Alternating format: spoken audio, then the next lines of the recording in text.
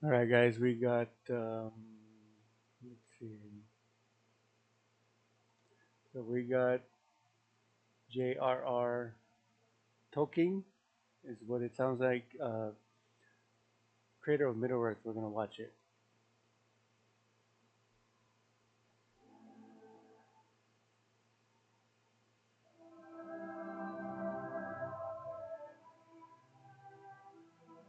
I've always thought it was remarkable that Tolkien basically spent his entire life creating what he called the secondary world. He created the languages, he created the thousands of years of history.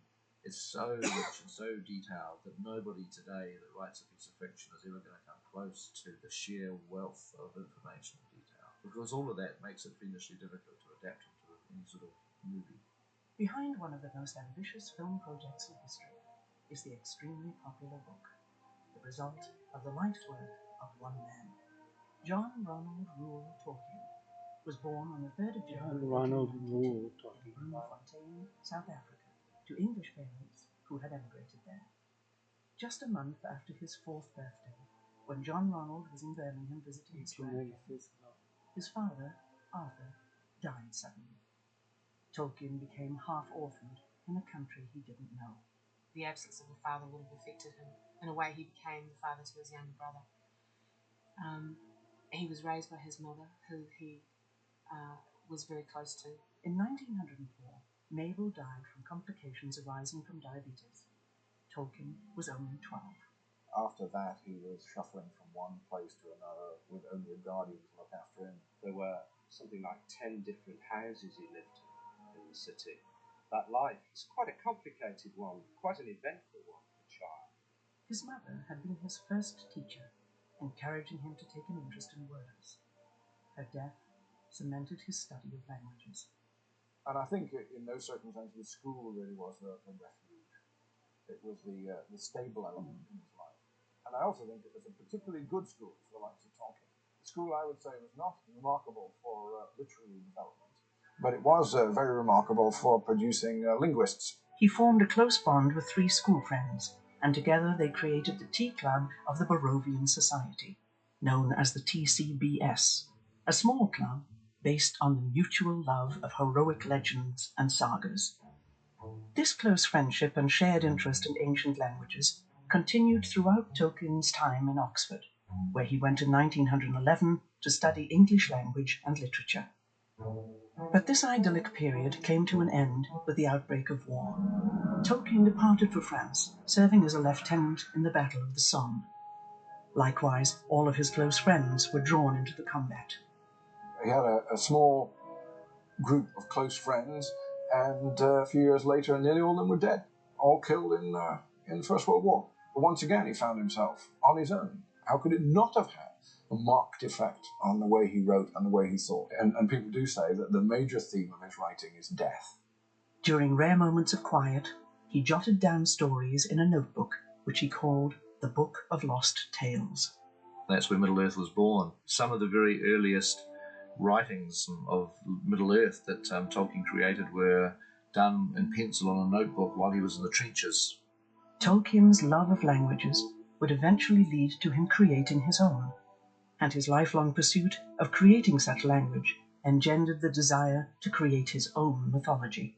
He felt deeply that England lacked a mythology. Well, England has no overriding mythology. We have a lot of folk tales, and we have borrowed a lot of other people's mythologies. The one that everybody regards as English is the story of King Arthur. But actually that's a complete mishmash from different sources, many of them French, our old enemy.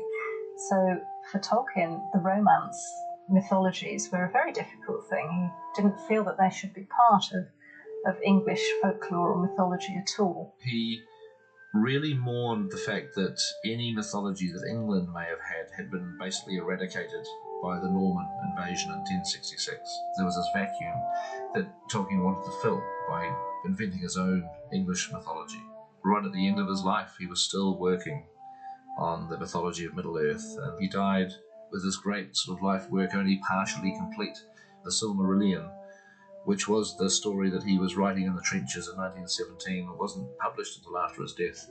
And his son Christopher had to step in and do the finishing touches. Yet during his lifetime, elements of this mythology would reach the world through his novels. Tolkien returned to Oxford in 1925 as Professor of Anglo-Saxon, but 9 years later, an unexpected and seemingly innocuous event would change the life of this Oxford don forever. We have a story about Tolkien inventing hobbits. There he is, marking his examination papers, which is extremely boring, and he turns over and he finds a blank sheet and he writes on it, "In a hole in the ground there lived a hobbit." And that's the start of the whole thing. And so, the story of this small, nature-loving creature found its way into print. Well, my father was the publisher, and he believed that children were the best judges of children's books. He used to pay me, as a supplement to my pocket money, a shilling. So The Hobbit came along, and I wrote my report. It wasn't a great piece of literary criticism, but it was good enough. My report on The Hobbit was dated the 30th of October 1936. Bilbo Baggins was a hobbit who lived in his hobbit hole and never went for adventures. At last Gandalf the wizard and his dwarves persuaded him to go. He had a very exciting time fighting goblins and wargs, and after a terrific battle with the goblins, he returned home rich. This book, with the help of maps, does not need any illustrations. It is good and should appeal to all children between the ages of 5 and 9. In those happy days, no second opinion was needed. If I said it was good enough to publish, it was published. With the success of The Hobbit, Tolkien was encouraged by Stanley Unwin to write a sequel. He thus began to delve back into the mythology he'd been working on his whole life, and it became The Lord of the Rings. He sat down and began to write the first page of The Lord of the Rings without any planning at all. There was no scheme, no synopsis, and I've been through all those first drafts, those papers which will still survive. And it's perfectly clear that he was flying blind. He never intended it to be what it was, and it gradually shaped itself as he wrote it. To be a convincing story, you've got to know what you're talking about in every detail. You've got to know what the geology, the geography, the history, which Tolkien had already mapped out years and years before. It was as real to Tolkien as history. Even though The Lord of the Rings is regarded sort of as, the Tolkien masterpiece, he only regarded it as being a very small piece of the mythology. It was only just the tip of an iceberg. He knew it, and he'd written and put into box files an awful lot that never was in his lifetime known to anybody. It also gives Lord of the Rings its enormous depth, and that is what somehow makes it transcend a piece of fiction, and it does feel much more authentic. That no author who writes a piece of fiction would spend this amount of time, basically a lifetime, on creating the world behind the fiction. I desired to do this for my own satisfaction, and I had little hope that other people would be interested in this work, especially since it was primarily linguistic in inspiration and was begun in order to provide the necessary background of history for Elvish tongues. This was simply an outlet for his huge imagination, which had been stimulated by philology, by studying Germanic languages, by studying Norse sagas, by studying Anglo-Saxon poetry. And that drove him not just to be a scholarly investigator of it, but to be a creator in the same genre. The first volume of the Lord of the Rings trilogy, The Fellowship of the Ring, was published by Allen and Unwin in 1954. It had taken Tolkien 12 years to complete his epic work. By now, he was nearly 60. He was exacting to a degree on how the book was produced. He was extremely stubborn and obstinate, and he wrote it the way he wanted to. You did not go around editing Tolkien. That would have been the absolute final sin. After all, he was a professor of English language and literature and knew what he was writing. I had very carefully made my estimate of losing £1,000 on the basis that there would be a fall-off. There wasn't. In fact, by the time we got to publishing Book 3, we had increased our print number and on the way to reprinting 1 and 2. Over time, the book increased in popularity, eventually becoming the 20th century's second most read book after the Bible. He was both pleased and gratified by the success, but it wasn't because of the money. He was gratified because it proved his point. And there was an element in it, I would have said, of schadenfreude. They told him all his life that he was a kind of, flogging a dead horse. And it wasn't a dead horse, it was a Derby winner. Tolkien fan clubs began to spring up almost as soon as the book became well known. Not quite as when it was published. It was published in the 50s, but by the 60s they were starting to appear. You began to go to the New York subway and see sort of inscriptions on the wall saying Frodo lives. And you began to realise that something was happening.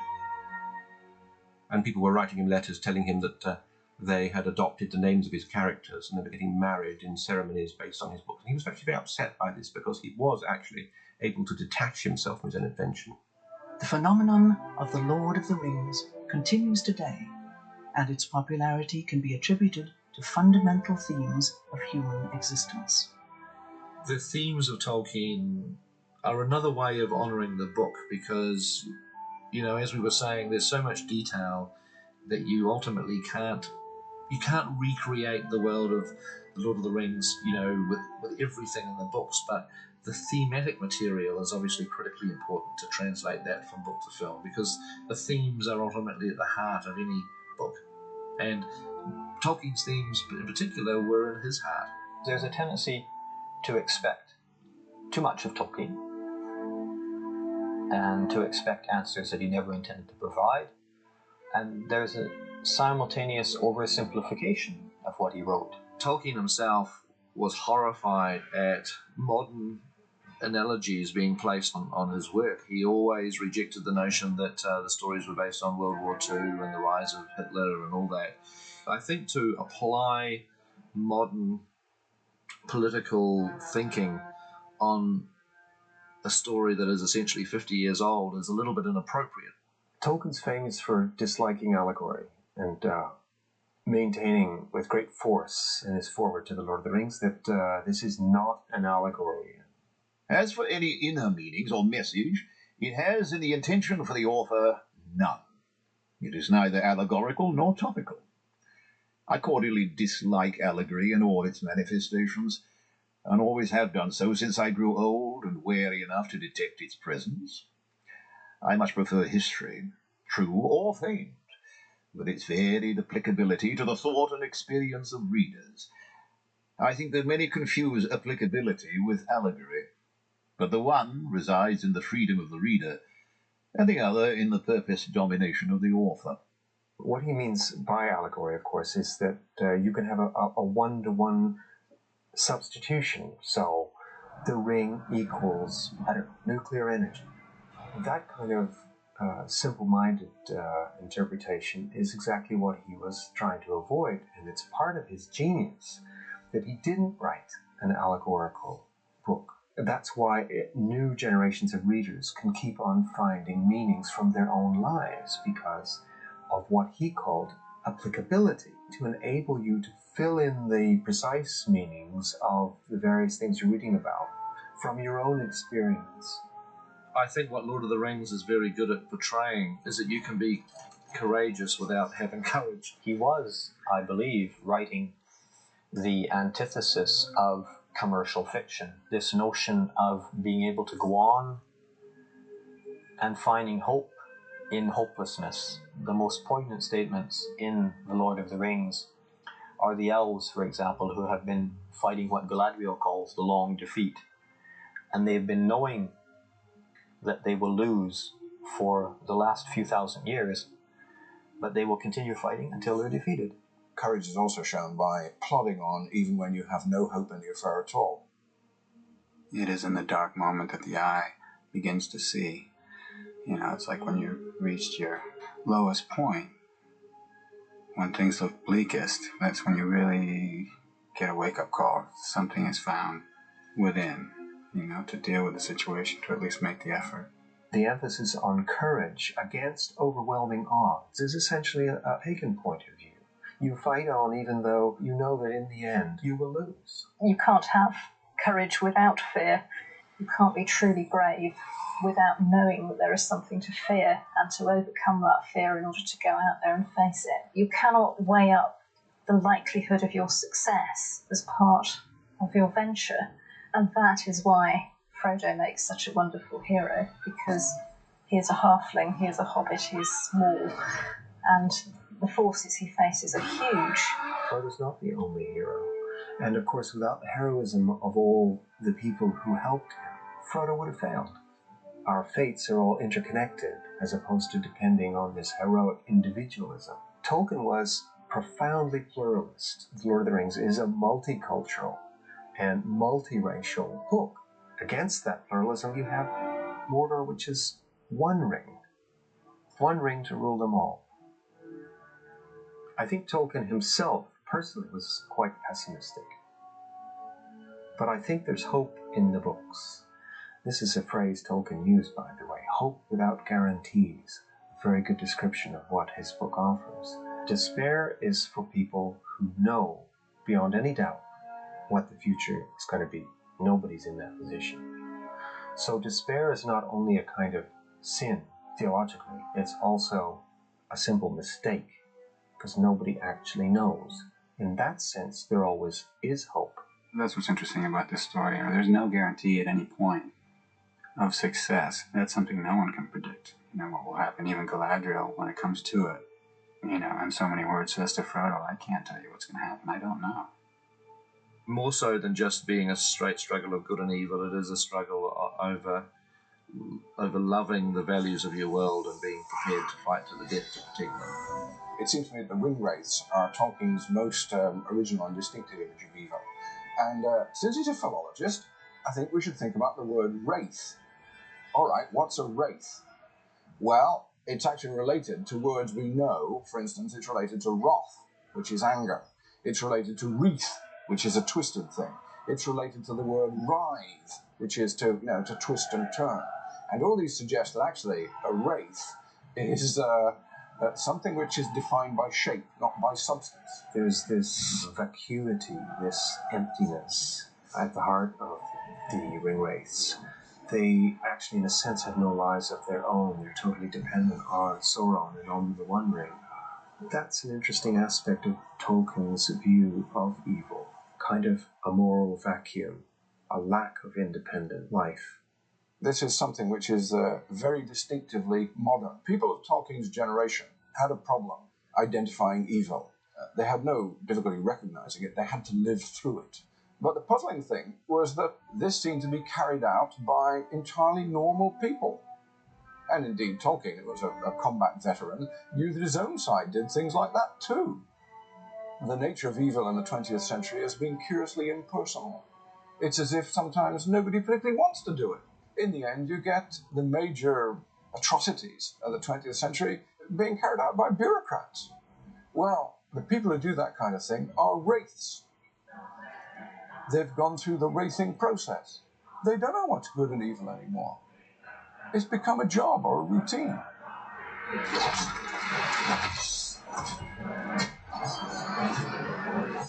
You start out with the good intentions, but somehow it all goes wrong. So it's a curiously distinctive image of evil, and I should also say it's a very unwelcome one, because what it says is it could be you, and in fact, under the right circumstances, or I should say the wrong circumstances, it will be you.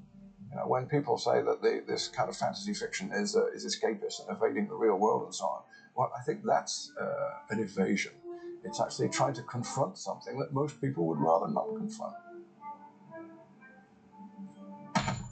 We can never be quite sure about the ring, which I think is entirely appropriate to the story. Right at the start, Gandalf asks Frodo to hand in the ring, and when Frodo passes it over, it feels very heavy, as if either Frodo or the ring itself was reluctant to pass it over. Now, which was it? Was it Frodo or was it the ring? If it's Frodo, then we're in a kind of Freudian universe. Frodo does not want to hand the thing over, so subconsciously his own wishes make the ring feel heavy. In that case, the source of evil is internal. On the other hand, it could be the ring that's gone heavy. If that's the case, then the ring is actually an external power and can actually deceive you even when you don't mean it to. And if it's just from outside you, and everybody can be trusted, good people can be trusted, then there's no real problem, is there? Anybody can take the ring. But that's not the case. We're told that again and again. You must take it! You cannot offer me this ring. I'm giving it to you! Don't tempt me, Frodo. I dare not take it. Not even to keep it Nobody can be trusted because there's something in everybody's heart which is the start of the wraithing process. So the ring works both ways. In some ways it's an external power which is frightening and aggressive and which you've got to resist. In some ways it's a sort of psychic amplifier which brings out what your own problems and weaknesses are. It's clear that the ring is in its way addictive. It's got all the complexities of that state.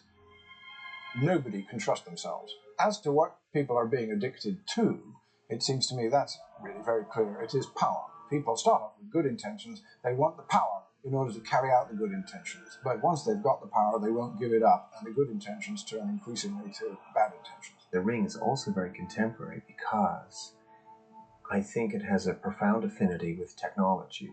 He had a real problem with technology. He described once that the most evil creation ever visited on mankind was the internal combustion engine.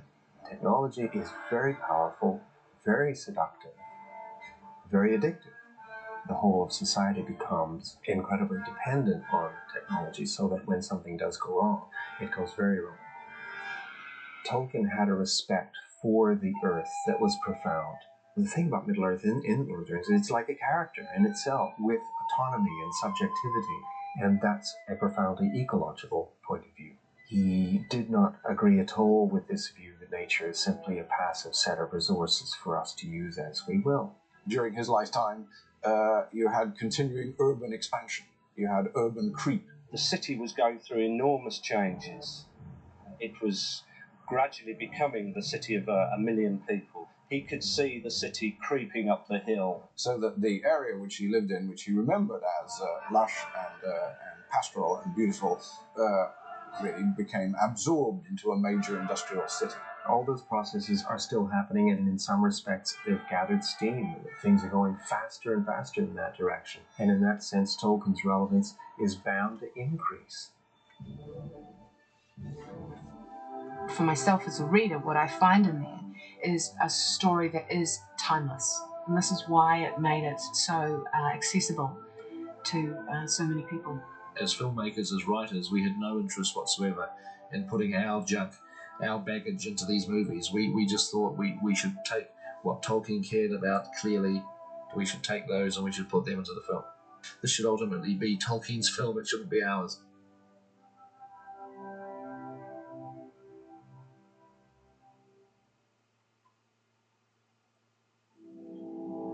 Alright, there you have it.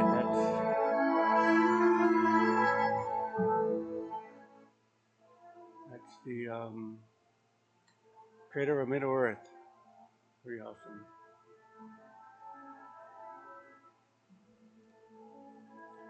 Thank you guys for watching. Stay tuned for the next one.